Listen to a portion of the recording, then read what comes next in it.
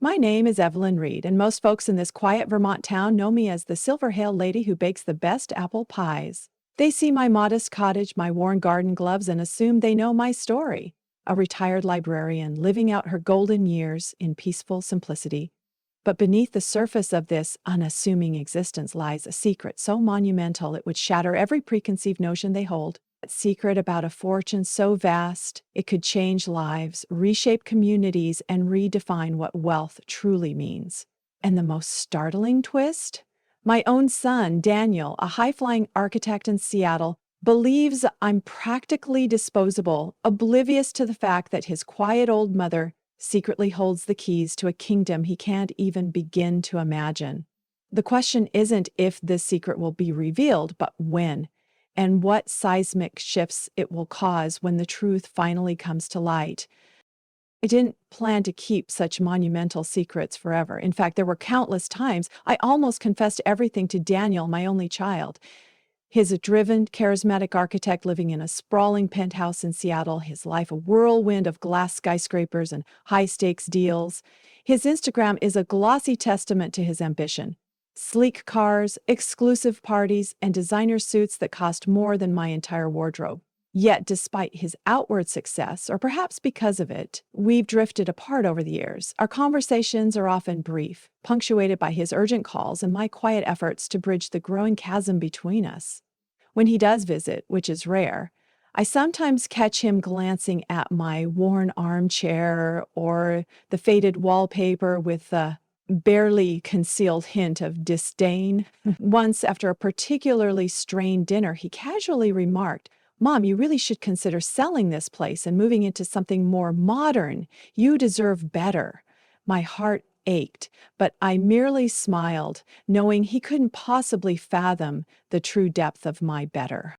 The truth, as I've guarded it fiercely for decades, is that Daniel saw me only as a simple retired librarian, content to live frugally on a modest pension. He envisioned my life as a quiet, perhaps even a little sad existence, a stark contrast to his own glittering reality. He had no idea about the meticulous investments I'd made over the years, guided by the brilliant, unconventional advice of my late husband, Arthur. Arthur, a quiet genius in finance, had left me not just with money, but with a profound philosophy of strategic long-term growth and a deep, unwavering commitment to philanthropy. He believed true wealth wasn't what you accumulated, but what you gave away, and more importantly, how you gave it. He taught me the art of anonymous giving, of impacting lives without seeking recognition, of truly changing the world one quiet act of kindness at a time. This wasn't merely about writing checks. It was about identifying needs, researching solutions, and carefully placing resources where they could blossom into genuine, lasting change. For decades, I'd meticulously followed Arthur's blueprint, channeling the vast majority of our wealth into anonymous charitable foundations, educational scholarships, and innovative community projects. Each year, as the dividends rolled in, I'd pore over reports, seeking out the most impactful initiatives.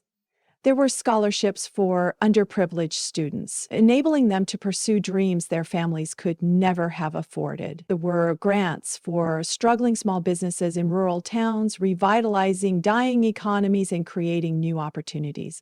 There were significant contributions to medical research, quietly funding breakthroughs that would save countless lives. I took no credit, sought no fanfare, preferring the quiet satisfaction of knowing that somewhere, lives were being transformed for the better because of the choices Arthur and I had made. My true treasure was not in a hidden vault or a secret bank account, but in the meticulously kept journal that sat on my bedside table.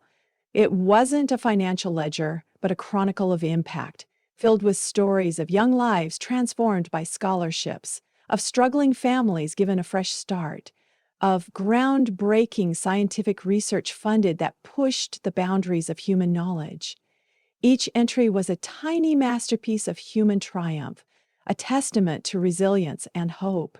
I documented every ripple effect, every success story, every life touched. There were snippets of thank you letters from grateful students, photographs of community centers bustling with activity, and newspaper clippings celebrating medical breakthroughs that, unknown to the world, had my quiet backing. This journal, its pages softened with age and use, was my true legacy, a testament to a life lived not for accumulation but for contribution.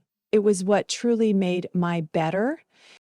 Yet the silence about this immense undertaking had become a heavy cloak. It wasn't a burden of secrecy in the typical sense, but a quiet ache of isolation. I yearned to share this profound part of my life with Daniel, to have him understand the values that had guided me. But every time I considered it, a wave of apprehension washed over me. Would he understand? Or would he see it as a missed opportunity for personal gain? A squandered fortune that should have been used for lavish lifestyle? His ambitious, pragmatic world seemed so far removed from my quiet dedication to anonymous philanthropy. I remembered vividly a conversation from years ago after Arthur passed. Daniel had been in college struggling with his first architecture projects. He'd called, frustrated, talking about the importance of making it big, of leaving a tangible mark on the world. I had tried to explain Arthur's philosophy of building a legacy through quiet impact, but he'd simply said, "Mom, that's sweet, but money is power, and power is how you truly change things." His words, though not malicious, had echoed in my mind, cementing my fear that he wouldn't grasp the true essence of my life's work. So the secret stayed hidden. My days were filled with the simple rhythms of life in Vermont, tending my garden, baking pies, volunteering at the local library, all while orchestrating a silent, massive philanthropic empire. I found immense joy and purpose in these dual lives. But the yearning for Daniel's understanding, for a genuine connection that transcended superficial success, grew with each passing year. He saw my worn furniture, my practical car, and my modest pension. He interpreted my choices as a lack of ambition, perhaps even a sign of being out of touch. He couldn't possibly fathom that the woman quietly pruning roses in her backyard was the same woman whose strategic investments were funding groundbreaking research that would one day save countless lives, or sending deserving students to prestigious universities across the country. He couldn't imagine that I was secretly wealthier than he could ever dream, not in dollars and cents, but in the profound, immeasurable currency of human impact. This unspoken chasm between us, built on assumptions and hidden truths, was the heaviest weight of all. The secret of my wealth wasn't something I stumbled upon by chance, nor was it the result of a lucky lottery ticket. It was a legacy, meticulously built and thoughtfully passed down by the quiet genius who was my husband, Arthur Reed. Arthur wasn't the type to boast about his accomplishments or flaunt his intellect. To the casual observer, he was a mild-mannered history professor, dedicated to his students and his dusty textbooks. But beneath that unassuming exterior lay a mind that saw patterns and opportunities where others saw chaos, particularly in the intricate world of finance. When we married, I was a young, idealistic librarian, content with my modest salary and the simple pleasures of life. Arthur even then spoke of financial independence, not as a means to personal luxury, but as a tool for freedom. The freedom to pursue passions, to support causes, and to live a life unburdened by material anxieties. He was a master of strategic long-term investments, patiently nurturing small sums into significant portfolios. He taught me about compound interest, about diversified portfolios, and about the importance of weathering market storms with a steady hand. He had an uncanny knack for identifying undervalued assets, for seeing the potential in nascent industries long before they became mainstream. While I spent my days surrounded by books, Arthur spent his evenings immersed in financial reports, charting trends and making shrewd, calculated decisions that over time began to yield extraordinary returns. But Arthur's true brilliance wasn't just in making money. It was in his profound philosophy about what wealth truly represented. He believed that accumulating riches for personal gain was a hollow pursuit. Evelyn, he would often say, his eyes twinkling behind his spectacles, money is merely a current that flows. True wealth is in how you direct that current, whether it irrigates a barren land, bringing forth life, or simply fills a stagnant pool. He instilled in me the concept that our prosperity was a responsibility, not a privilege. It was a means to an end, and that end was making a tangible, positive difference in the world, quietly and effectively. He was a staunch believer in anonymous giving, convinced that genuine philanthropy should be driven by impact, not by recognition or the desire for accolades. When you give with the expectation of praise, he'd explained, it ceases to be pure altruism. The greatest good is often done in the shadows, where the focus remains solely on the need, not the giver. This philosophy became the bedrock of my life after he passed.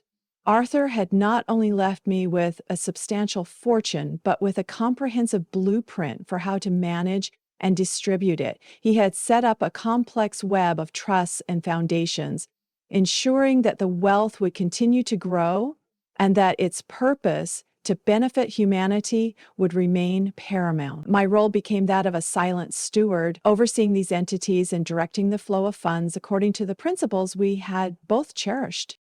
For decades, I meticulously followed Arthur's intricate plan. Each year, as the dividends rolled in from diversified investments in cutting-edge technology, sustainable energy, and biotech, I would pore over reports, seeking out the most impactful initiatives. It wasn't a chore, it was a calling, a continuous dialogue with Arthur's legacy. There were scholarships for underprivileged students, enabling them to pursue dreams their families could never have afforded, dreams of becoming doctors, engineers, artists, and educators. I saw their graduation photos, their beaming faces, and felt a profound sense of quiet satisfaction, knowing that somewhere a young life was being transformed because of a choice Arthur and I had made. There were grants for struggling small businesses in rural towns, carefully chosen to revitalize dying economies and create new opportunities for communities teetering on the brink. I tracked their progress, witnessing how a single injection of capital could breathe new life into a main street, creating jobs and restoring local pride. And then there were the significant contributions to medical research, quietly funding breakthroughs that would save countless lives. From rare disease research to advancements in cancer treatment, I ensured funds flowed to brilliant minds dedicated to pushing the boundaries of human knowledge, often to projects that were deemed too risky by traditional investors. I saw reports of new therapies, of lives extended, of pain alleviated, and though my name was never associated with these triumphs, my heart swelled with quiet pride. I took no credit, sought no fanfare, preferring the quiet satisfaction of knowing that somewhere lives were being transformed for the better because of the choices Arthur and I had made. This unwavering commitment to anonymity wasn't just a preference, it was a core tenet of our shared vision. It allowed the focus to remain purely on the impact, free from the distractions of public recognition or the potential for manipulation. My true treasure was not in a hidden vault or a secret bank account, but in the meticulously kept journal that sat on my bedside table. It wasn't a financial ledger, though it hinted at vast sums. Instead, it was a chronicle of impact, filled with stories of young lives transformed by scholarships, of struggling families given a fresh start, of groundbreaking scientific research funded that pushed the boundaries of human knowledge. Each entry was a tiny masterpiece of human triumph, a testament to resilience and hope. I documented every ripple effect, every success story, every life touched. There were snippets of heartfelt thank you letters from grateful students, photographs of vibrant community centers bustling with activity, and even obscure newspaper clippings celebrating medical breakthroughs that, unknown to the world, had my quiet backing. This journal, its pages softened with age and use, was my true legacy, a testament to a life lived not for accumulation, but for profound contribution. It was what truly made my better. The sense of fulfillment I derived from this work was immeasurable. It transcended the fleeting joys of material possessions and offered a deeper, more enduring purpose. I found immense joy and profound meaning in these dual lives: the visible, humble life of a retired librarian in Vermont, and the invisible, powerful life of a silent benefactor shaping a better world. Every morning, as the sun streamed through my cottage window, I felt a deep sense of purpose. My simple existence was merely a facade, a necessary disguise that allowed me to carry out Arthur's grand vision without drawing unwanted attention. This quiet dedication, this continuous act of giving, filled my days with a richness that no amount of personal luxury could ever provide. I was content, deeply so, in my quiet contribution to the world, even if it meant living in the shadows. A chasm between Daniel and me, though unspoken, was a constant, subtle ache in my heart. I adored my son, cherished the memories of his childhood, and yearned for the closeness we once shared. Yet with every polite, brief phone call and every fleeting, slightly strained visit, the weight of my secret grew heavier. It wasn't just the burden of keeping such a monumental truth hidden. It was the unspoken assumption of my life's triviality that he seemed to hold. He saw a mother content with her little cottage and humble routines, completely oblivious to the global impact she was quietly orchestrating. This perceived simplicity, while essential for my philanthropic work, felt like a barrier to genuine connection with him. The idea of revealing my secret had always lingered, a persistent whisper in the back of my mind, but the perfect moment, the right catalyst, had eluded me. Until now, Daniel's 40th birthday was approaching, a milestone that felt significant not just for him but for me. 40, a time for reflection, for assessing where one has been and where one is going. It struck me that this was the moment. Not a grand unveiling for public consumption, but a deeply personal revelation, a gift of understanding that I hoped would finally bridge the distance between us. It was time for him to truly see me, to understand the legacy Arthur and I had built, and to grasp the true meaning of the wealth I possessed. The planning was meticulous, just like my philanthropic endeavors.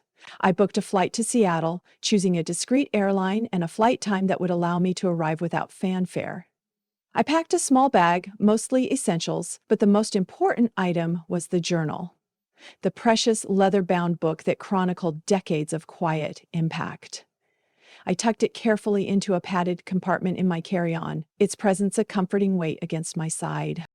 As I boarded the plane, I felt a nervous flutter in my stomach, a sensation I hadn't experienced since my youth. This wasn't about a financial transaction or a grant approval. This was about vulnerability, about laying bare a lifetime of choices to the one person whose acceptance I craved most. What if he still didn't understand? What if the chasm widened instead of closing? I pushed those doubts aside, focusing on the profound wisdom Arthur had imparted. Sometimes the greatest leaps of faith yield the most extraordinary rewards.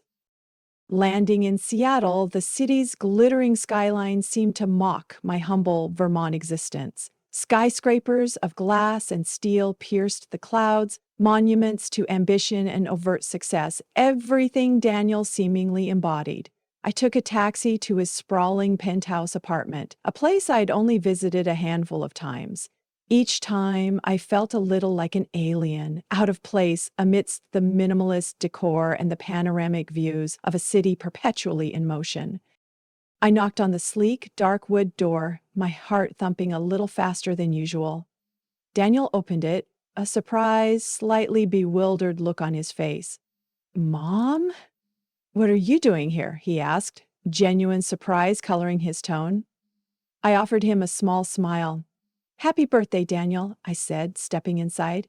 "I wanted to deliver your gift in person." He led me to the living room, a vast space with floor-to-ceiling windows overlooking Puget Sound. He insisted I sit, then perched on the edge of a sleek, modern armchair opposite me, his posture betraying a slight awkwardness. Our usual conversations were brief, often conducted over the phone, revolving around superficial updates. This felt different. He was clearly intrigued and perhaps a little wary of my unannounced arrival. "So, what's this mysterious gift?" he asked, trying to sound casual, but I could detect a hint of curiosity in his voice. I reached into my bag and carefully, almost ceremoniously, produced the journal. Its worn leather cover seemed almost out of place in his pristine, modern apartment. I held it out to him. "Happy birthday, Daniel," I said again, my voice softer than usual. "This is my gift to you.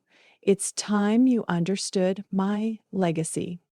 He took the book, his brow furrowed in confusion. He flipped through the first few pages, seeing only what looked like my handwriting, perhaps some personal reflections. He glanced up at me, a hint of polite bewilderment in his eyes. "Mom, is this a diary?" There was a faint, almost imperceptible hint of a patronizing tone.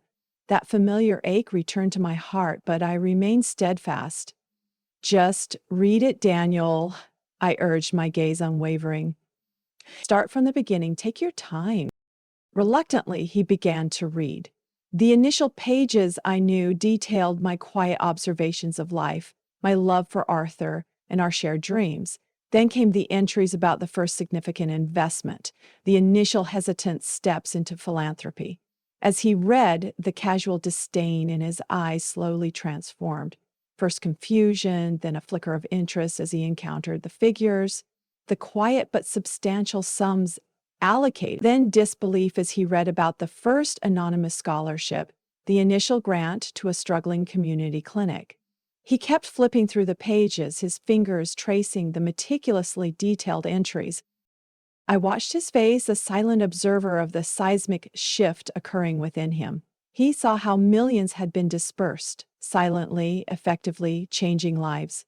He read about medical breakthroughs funded, about community centers built in underserved neighborhoods, about countless children's faces beaming from graduation photos that I had subtly incorporated into the journal, carefully pasting them next to the corresponding entries. He saw the ripple effects, the generational changes, the hope ignited by these unseen contributions.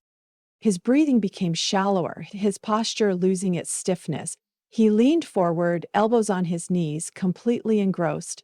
I saw his eyes widen, then narrow in concentration, then well up with emotion. The casual, almost dismissive son I knew was gone, replaced by a man grappling with a profound, unexpected truth. The silence in the vast apartment was broken only by the soft rustle of pages turning, and the occasional choked gasp from Daniel. He flipped to a page detailing a major investment in renewable energy research, a project that had recently been celebrated in the news for its potential to revolutionize power generation. He looked up, his voice thick with emotion, barely a whisper. "Mom, I had no idea. This is incredible."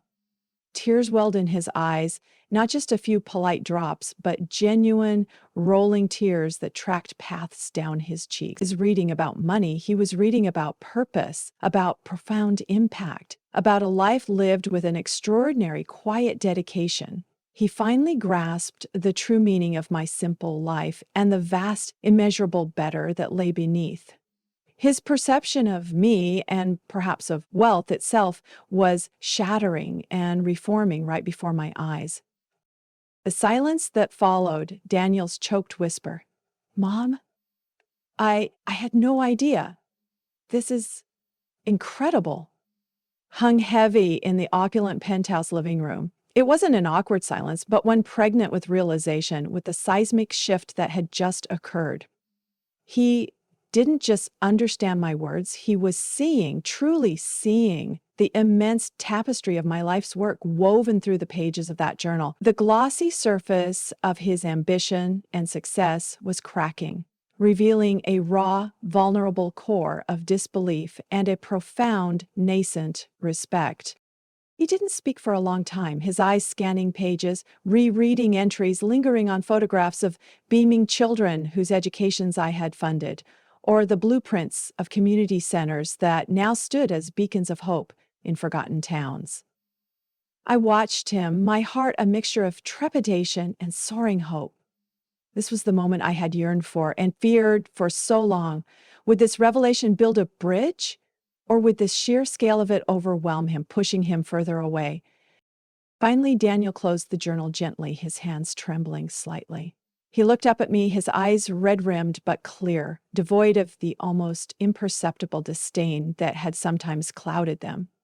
"Mom," he said again, his voice still hoarse, "why? Why didn't you ever tell me? Why live like this?" He gestured around my small frame, then vaguely at the opulent surroundings of his apartment. I took a deep breath. "Arthur and I believed in the power of anonymous giving, Daniel. True philanthropy," he always said, "isn't about recognition, it's about impact, about the pure, unadulterated act of helping without ego, without fanfare." We wanted the focus to be entirely on the needs being met, the lives being changed, not on the giver. I paused, then added softly and honestly, I was afraid you wouldn't understand, that you'd see it as a waste, as money not spent on the life you thought I deserved. The last words were difficult to utter, betraying a vulnerability I rarely showed. His eyes widened and a shadow of regret crossed his face. "Mom, how could you think that?" he began, then stopped, a look of dawning comprehension replacing his indignation. He remembered his own casual remarks about my outdated cottage, his subtle nudges for me to upgrade my life.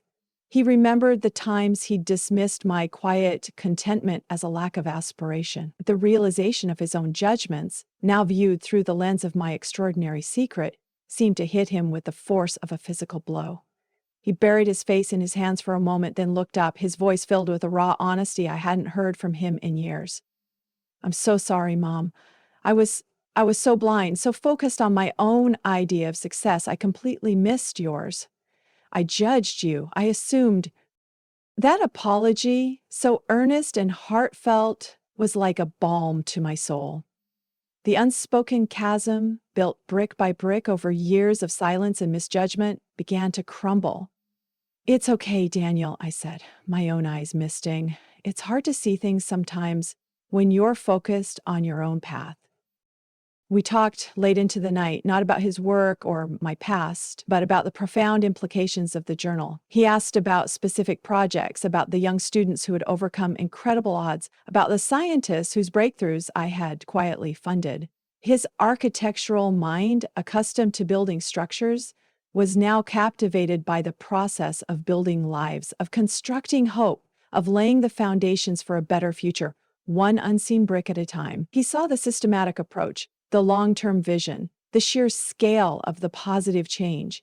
He began to understand that my simple life was in fact a masterclass in strategic living, a testament to a depth of purpose far grander than any corporate deal.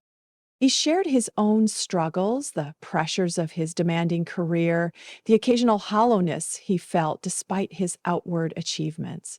For the first time, he spoke about the anxieties of constantly chasing the next big project, the subtle loneliness that often accompanies immense personal success. He confessed to feeling an emptiness that even his sprawling penthouse and designer suits couldn't fill. As he spoke, I recognized the echoes of Arthur's early warnings about the pitfalls of pursuing wealth for its own sake. This night, under the soft glow of the city lights outside his window, we didn't just share a secret, we shared our souls. He, the ambitious architect, began to see the true architecture of a meaningful life, built not with steel and glass, but with kindness, generosity, and quiet conviction. And I, the humble librarian, finally received the understanding and genuine connection I had so deeply craved from my son. Reconciliation was not a sudden dramatic explosion of emotion, but a gentle, steady unfolding. It was the quiet, intimate realization that we had misunderstood each other, that assumptions had blinded us, and that beneath the surface we shared a fundamental connection, a love that had always been there, just obscured by unspoken truths. Daniel, no longer viewing me as a disposable relic of a simpler time, began to see me as a source of profound wisdom, a living testament to a different kind of success. He wasn't just my son, he was my confidant and perhaps eventually a partner in preserving this incredible legacy. The impact of that night extended far beyond our immediate conversation. Daniel started calling more frequently, not just for superficial updates, but for genuine conversations. He began asking for my advice, not just on personal matters, but sometimes even on ethical dilemmas related to his own business, seeking my perspective on purpose and impact. He became more reflective, less driven by external validation, and more by an internal sense of responsibility. I saw a subtle but significant shift in his priorities, a burgeoning curiosity about the world beyond his immediate ambition. That night, as I sat on his penthouse balcony, overlooking the glittering cityscape, I felt a lightness I hadn't known in years. My secrets, once a heavy burden, had not driven us apart. Instead, they had bridged the gap, teaching both Daniel and me the invaluable lessons of humility, forgiveness, and the profound joy of giving back. He saw me not just as a mother, but as a woman who had lived a life of extraordinary purpose, of life that challenged his own definitions of success and wealth. The silence between us, once filled with unspoken judgment, was now a comfortable space, filled with mutual respect and a deeper, richer understanding. That night, as I sat on his penthouse balcony, overlooking the glittering cityscape, I felt a lightness I hadn't known in years. My secrets, once a heavy burden, had not driven us apart. Instead, they had bridged the gap, teaching both Daniel and me the invaluable lessons of humility, forgiveness, and the profound joy of giving back. He saw me not just as a mother, but as a woman who had lived a life of extraordinary purpose, a life that challenged his own definitions of success and wealth. The silence between us, once filled with unspoken judgment, was now a comfortable space, filled with mutual respect and a deeper, richer understanding. The city lights twinkled below us, a vast, sparkling tapestry that stretched to the horizon. Each tiny pinprick of light represented a life, a story, a dream. And in that moment, I realized something profound. For so long, I had believed that my life had taken an unexpected turn when Arthur passed, leaving me with a fortune and a mission. I had often thought about how life might have been different if I had remained just a quiet librarian, living a truly simple existence. But looking out at the endless expanse of human endeavor, I knew with an absolute certainty that I wouldn't change a single thing. My life, with all its hidden complexities and quiet triumphs, had unfolded exactly as it was meant to. Arthur's brilliance and generosity had indeed given me opportunities I never dreamed possible, not opportunities for personal indulgence, but for profound impact. He had equipped me with the means and the philosophy to become a force for good in the world, albeit an unseen one. His legacy wasn't just in the financial mechanisms he'd set up, but in the unwavering belief he'd instilled in me that true wealth lay beyond the material, in the tangible difference one could make in the lives of others. And Daniel, my ambitious, driven son, his initial blindness, his youthful focus on conventional success, had once been a source of quiet sorrow for me, but seeing the transformation in his eyes, witnessing his genuine remorse and subsequent hunger for understanding, had been a far greater gift than any amount of money could buy. He was no longer just building structures of steel and glass. He was beginning to grasp the architecture of a truly meaningful existence. His determination and resilience, qualities he'd inherited from both Arthur and me, were now being redirected subtly towards a broader vision of purpose. He was still Daniel, the successful architect, but he was also becoming Daniel, the man with a deeper understanding of responsibility, of community, and of the silent power of generosity. I thought about the countless strangers whose lives had been touched by the choices I'd made. The young girl who became the first doctor in her family thanks to a scholarship. The small town that revitalized its main street with a grant. The medical researcher whose breakthrough cure now offered hope to thousands. They would never know my name, and that was exactly as it should be. Their triumphs were my triumph. Their hope, my reward. These were the true dividends, the immeasurable returns on a lifetime of quiet investment.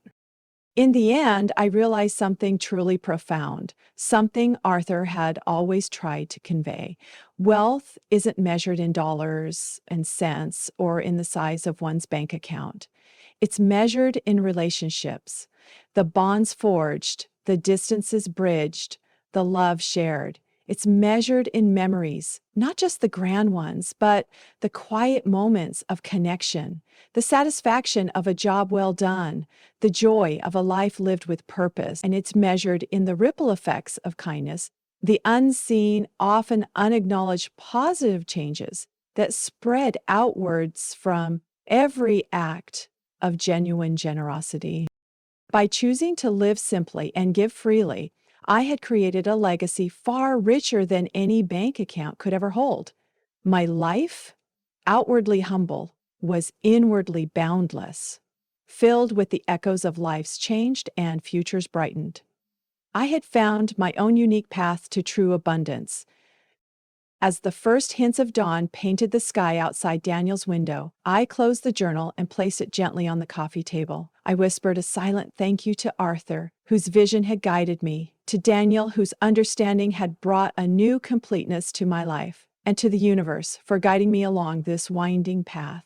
Life may not have gone according to the conventional plan, but looking back, I wouldn't change a single thing. Because sometimes the greatest treasures are the ones we least expect, found not in what we accumulate, but in what we choose to give away, and revealed in the most unexpected and beautiful ways.